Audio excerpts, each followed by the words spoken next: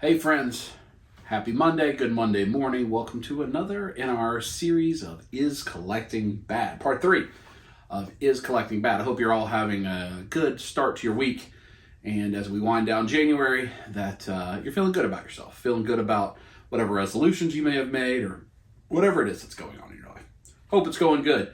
But let's get on with part 3 of Is Collecting Bad? Now, we talked the first week about are we collecting truly, or are we accumulating things? That was part 1. And when I speak for myself, I'm saying a little bit of both, if I'm honest, right? Certainly some things like Knickerbocker, I feel like I am collecting. I'm seeking out rare, hard to find things. But some of the stuff I am just accumulating. I think NECA Turtles, who I like a lot, but do I really need every single variant, every single thing? That's something that we're going to talk about today, too. Then in the second week, talked about, are we addicted? Am I addicted? Do we need that dopamine hit from picking up a new action figure? Are we addicted to collecting, or are we addicted to buying? And we also touched on a little bit, does collecting feel overwhelming? Does it feel stressful when you got things piled up and you can't get it done because it's supposed to be a hobby? Those are the first 2 parts. Today, we're going to talk about completionism. Now, completionism, maybe not a thing that you struggle with, but I think you see a lot of people struggling with it. And it's certainly something I struggle with. And we're also going to get into some other things like how did we get to the part where people wanted to complete, have a full set, have whatever. We'll also talk a little bit about collecting rules. So that's what we're in store for today, this Monday morning. So first, let's talk about a completionist. It's not a real word, really, I don't think. The definitions you look for, they're often referencing video games. A completionist in a video game, like Gerard the Completionist, you can find on YouTube. A player who attempts to complete every challenge and earn every achievement or trophy. I have a challenge with this. I have a challenge with being a completionist in everything. But like, when I play a game, when I played Metroid Dread, that's the most recent game I beat, I was going to get 100%. I was going to get every single missile, tank, whatever. Even if I didn't need it to beat the game, I was going to get it because I wanted that meter to say 100%. Same thing in the Breath of the Wild. I'm going to beat every single shrine. I'm going to beat all 4 divine beasts. I'm going to fill up my inventory. I want to be 100%. I have been like that as long as I can remember. When I played Legend of Zelda: Link to the Past, one of my all-time 5 favorite games, right? I probably need to do my 5 favorite games because Breath of the Wild, Link to the Past are both in it. Chrono Trigger's in it. I had to figure out what else would get in it, but those 2 Zelda games are near the top, probably in the top, maybe the top 2. The Link to the Past, I wanted a full 2 rows of hearts. I didn't want part of one. I didn't want to have a heart piece missing. I wanted a full row of hearts. Even to the point where when I fought Ganon, I wanted all my bottles to be filled with potions, the best potion. I was a completionist. And it's why I have to pull back and not play video games as much. I really have to put walls up. And that started, I think it was Vice City, Grand Theft Auto Vice City. Whatever the first one was where you did tagging, and you covered up the spray paint tags. And there were hundreds or thousands of those. And I said, I can't do this. I just had to stop. I just had to pull back from playing video games. So you also see completionists in video games. Here's a quote. I'm not really a completionist, so I skipped the side missions and focused on the main story quest. I can't really do that. I really have a struggle doing that. If the game has a way to show you how many of a thing you've done, which is important. We're going to talk about checklists in a little while. If something shows you, hey, you've done this much, but did you know you can do the rest? That really impacts me. So I say, why? Why am I like this? Not everyone is like this. I have some friends, not many, that can just pick and choose. Oh, I'll just get Raphael the Ninja Turtle, but I don't need the other 3. I don't have many friends that are like that, but I do have friends that can do that can just pick and choose. Their collecting life is a lot easier than mine. I feel like I want to be a completionist in almost everything I collect. And if I don't, it mentally bugs me. It makes me feel like something's off. If I learn that something new exists and I don't have it in a collection I thought was complete, it bothers me. And why is that? One reason that I've always felt that I have at least part of this in me, I've never been clinically diagnosed. It's important when you talk about some of these things that you get a clinical diagnosis from a mental health professional, but is it OCD, obsessive compulsive disorder? I'm going to read a little bit about OCD for those of you that aren't know. OCD, obsessive compulsive disorder, a mental health disorder that affects people of all ages and walks of life and occurs when a person gets caught in a cycle of obsessions and compulsions. You get caught in the cycle. Obsessions are unwanted, intrusive thoughts, images, or urges that distress you, that make you feel like, oh, something's wrong. Compulsions are behaviors that we engage in to get rid of the obsessions. So OCD people have an unwanted thought, oh, I don't like that. And to make that thought go away, you go do a compulsion.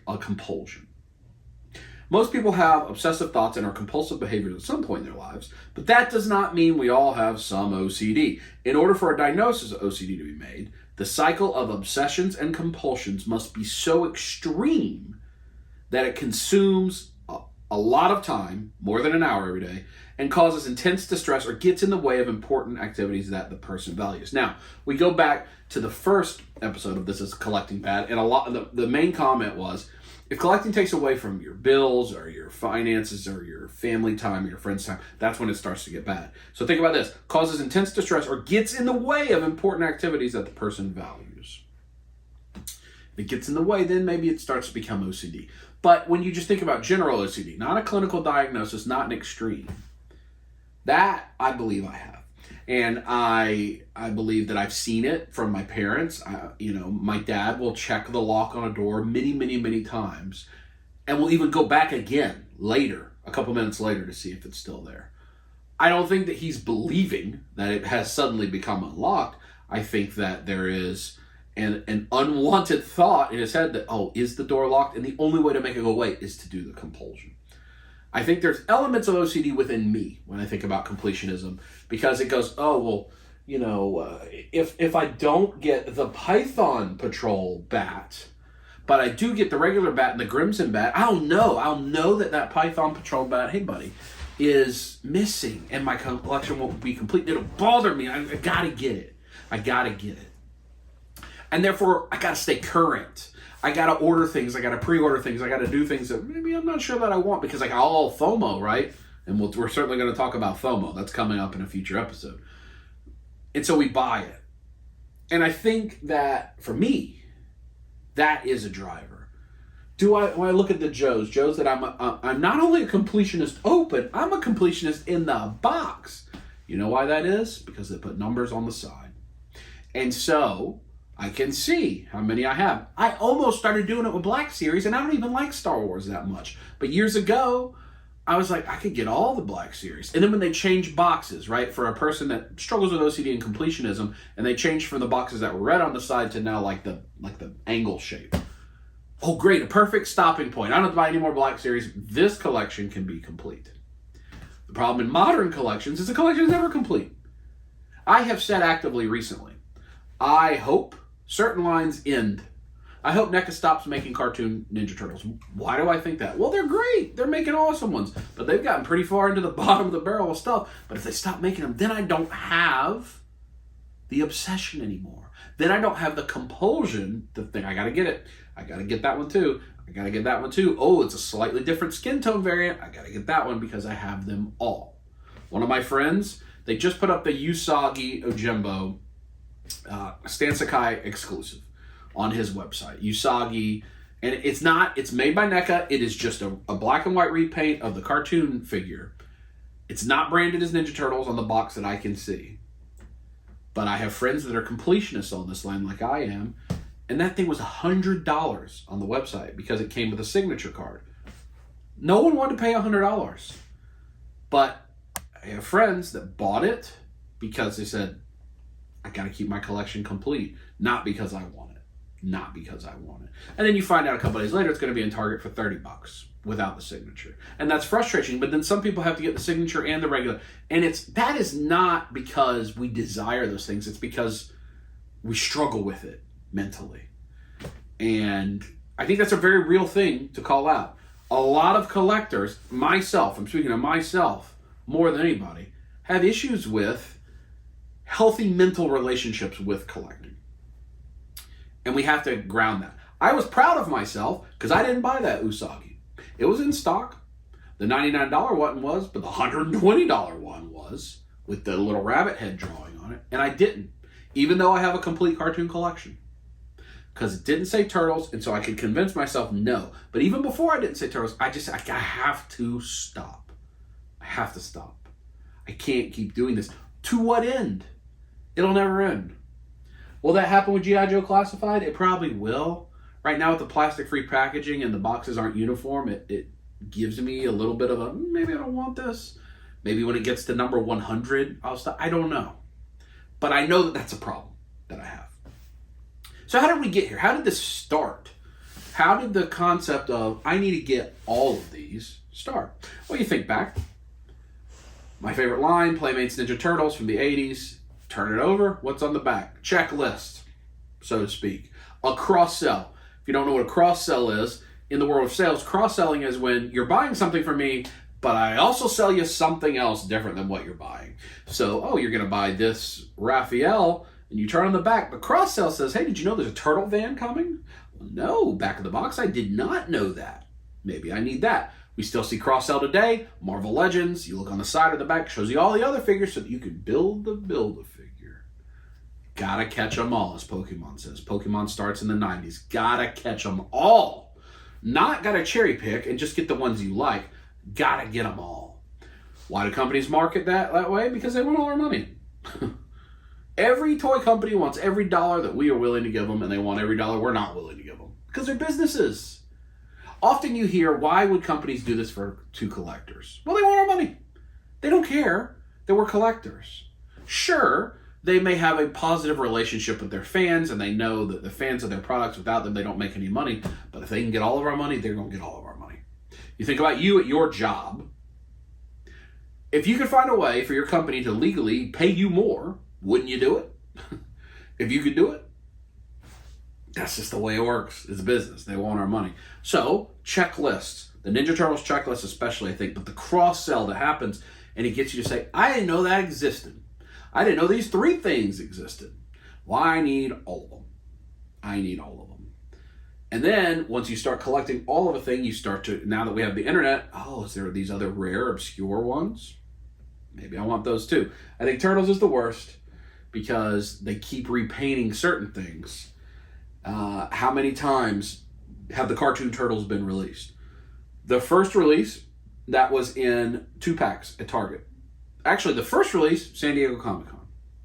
Second release, 2 packs, Target. Third release, slightly different color, 2 packs, Target.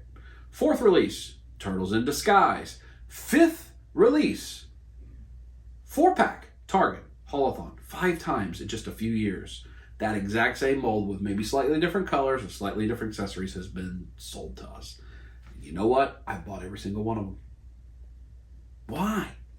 Why do I need that? I used to have them all on display. I was proud of myself that at least I took some of them out of display so that I could have other stuff than just here's the same Donatello 5 times. But it's a problem that I struggle with. I hope you don't. I really hope you don't. But how did we get there? Checklists, cross-selling, gotta catch them all. Hey, did you know this exists? This happens in every form of sales, right? You go to the McDonald's. Would you like to supersize it? Would you like to make it bigger? Would you like to add on an apple pie? Hey, did you know that we have Blizzards on sale? You want that? It's a sales strategy. I know I'm going to get you for $10, but can I get you for $12? Can I get you for $13? I'd like to be able to do that. And so when you think about completionism and OCD, it causes stress. It causes stress for me. That's why we get so upset for a lot of us when we can't get a figure, when it's exclusive, when it sells out online. We're so furious because we've got to have it. We've got to have all of it. Rufus, I'm sorry, buddy. And we couldn't get it. And it frustrates us. And it makes us upset. Is that good? Or is that bad? With a lot of things you have OCD for, if you went to clinical therapy for it, they tell you to get away from it. Is that good? Is that bad? Now let's continue. Maybe you don't have OCD. Maybe you don't have completionism. Maybe you're really disciplined in your collecting. All of us, though, have some sort of collecting rules, right? In our collecting. We say, I will only buy Marvel Legends comic book figures. I won't buy MCU figures. That's my rule. I will only buy top guys. I'm going to buy wrestling figures, but I'm only going to buy top guys. I'm going to buy Hulk Hogan, Ultimate Warrior, John Cena, Roman Reigns. I'm not terribly interested in Doink the Clown. I'm not going to buy those. Only top guys. Only guys that have held the world title. I'm going to buy G.I. Joe, but I'm only going to buy the regular releases. I'm not going to buy color variants. Or I'm going to buy Turtles, but I'm only going to buy the movie figures, right? We all have rules. We all do. Whether you actually state them or not, you do. Otherwise, you buy everything. Because there's a lot of good stuff out there right now. Why do we have collecting rules? I think it's to help us with the guidelines, with the barriers. You know, when you are driving on the highway, and if you slightly veer off the road a little bit, there's the ridges, and it makes you go brrr, to like snap you out of it and get you back in the lane. That's what the collecting rules are, right? To make sure we don't go in the ditch, and the ditch is completionism, let me tell you. So we don't go in the ditch to keep us back in line. And so we set collecting rules. Well, I'm going to collect G.I. Joe, but I'm only going to collect G.I. Joe Classified. I'm not going to collect you Super 7. I'm not going to collect you reissue of 3 3/4. I'm only going to collect G.I. Joe Classified. We all set those rules, whether we realize it or not. You know what we all also do? We break them. We break those rules. We all do it. I look around this toy room. I stopped collecting Hot Toys, but I got a Captain America Hot Toy this year. Why? It was a good price. Period. It was a good price, and I have a Thor up there, and I still have my Iron Man, and I'm like, oh, I don't have a cap. Let me get this brand new in-game cap. Well, I don't collect Hot Toys. Why did I break that rule? Well, I found a way out. Is that good? Is that bad? So when we think about this, and we're going again, this is an ongoing series. We're going to keep talking about it. Every element of collecting can be good or bad, right? It's how we behave with it. I think completionism can be completely fine, but I don't think you can be a completionist like me, which I look in this room, gargoyles, I'm trying to be a completionist, NECA gargoyles. SH Figure Arts Dragon Ball, completionist. Super 7 Ninja Turtles, completionist. NECA Movie Turtles, completionist. NECA Arcade Turtles, completionist. NECA Comic Turtles, completionist. NECA Toon Turtles, completionist. G.I. Joe Classified, completionist. Super 7 G.I. Joe, completionist. That's too much. Stuff for the girls, Sailor Moon Figure Arts, completionist. Sailor Moon Q Poskets, completionist. Anime stuff, we've got Figma My Hero Academia, completionist. Amazing Yamaguchi My Hero Academia, completionist. Demon Slayer Figma, completionist. Buzzmod Demon Slayer, completionist. 3-0 Game of Thrones, completion. Walking Dead 3-0, completion. Trying on Asmus Lord of the Rings and Star Ace Harry Potter, but I missed a bunch of old ones and they're too expensive. And so apparently I can do it. If a figure's $600, I can say, nope, I ain't got to have it no more. Because that shows it's something wrong with me. It's not a true desire. But you think about all those things I said. I'm a completionist on all of those things. That's not good. If I was just a completionist on G.I. Joe Classified, a lot easier to handle. G.I. Joe and Super 7 Ninja Turtles, I'm in-box and out-of-box completionist. Is that healthy? Is that good? I don't think so. And I know how it happened with me because I scaled way back. I got rid of most things. And several of those lines, Classified, when I said I'm going to collect Classified, there was only 6 figures out. Super 7 Turtles, there were only 4 figures out. 5 figures when I said I was going to do the same. NECA, these guys occupied a single shelf. Now they occupy a whole wall. I said, these are the few lines I'm going to collect. And at the time, it was a couple figures a month, and that's it. And now suddenly, they've all exploded, but I haven't changed my rules. I haven't stopped being a completionist. And now I have too much. Once again, right back where I started. Is that good? I don't know. So that's our talk. Let me know in the comments below. Are you a completionist? Do you have rules? What are your rules? Is it hard to keep your rules? Does any of this resonate with you? Are you enjoying this series? Next week, we're going to talk about the impact of Saturday morning cartoons and the way media kind of deceives us into buying things. That's next week. And then we at least have one more week after that, where we're going to talk about FOMO in the sense of urgency, or I got to have it. And then we'll wrap it up. There may be another one in this topic. This may end up being a 6-week topic. I'm not sure. But next week, Saturday morning cartoons. I think it'll be fun. I think you'll enjoy it. So I look forward to talking to you about that. But again, hope you're having a good Monday as you're watching this. I just had visitors. You'll see on Wednesday, you'll catch up with Victoria a little bit, and we're working toward a Life of the Dubs on Sunday, where you'll see our visitors, which was a great weekend, I'm sure, and I think you'll enjoy it. So thanks for joining us. Have a happy Monday. We are winding down January, right? Let's see, as you're watching this, this may be the last Monday in January. Let me look at the calendar here. No, there'll be one more. It's the last full week in January. So hopefully your resolutions are going good. If they're not, start over. Find a new one. If they are, you're almost there to where you build the habit, right? We're into the end of the month.